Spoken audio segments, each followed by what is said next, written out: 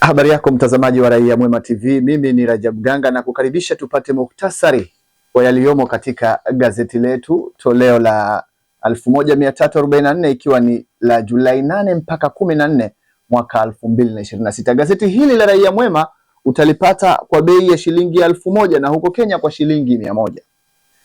Gazeti la Raia Mwema limesheheni mambo kadha wa kadha, iwe katika habari, burudani, michezo, makala na kumbukumbu. Lakini sasa tuangazie muktasari katika peji yetu ya mbele.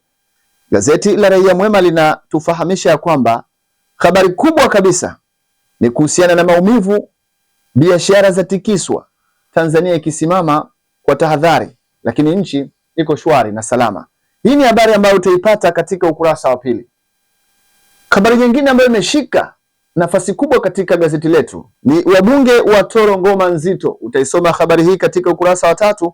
Lakini TANAPA kiti moto, kuna nini huko? Habari hiyo utaipata katika ukurasa wa pili. Na vile vile ndani ya gazeti hili kuna habari inayosema chuo cha utumishi chaonyesha matumaini, ipo ukurasa wa 4. Na maridhiano sasa yaiva, watu kukaa katika kiti na kutengeneza mustakabali wa nchi. Habari hii utaipata katika ukurasa wa 3. Lakini kwa upande wa makala inatuambia ninavyoijua bandari ya Dar es Salaam, mwandishi anasema. Soma makala hiyo katika ukurasa wa 10.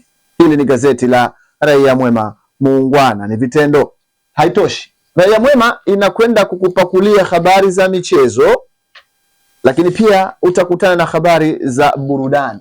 Usikose kununua nakala yako leo, sasa ipo mitaani.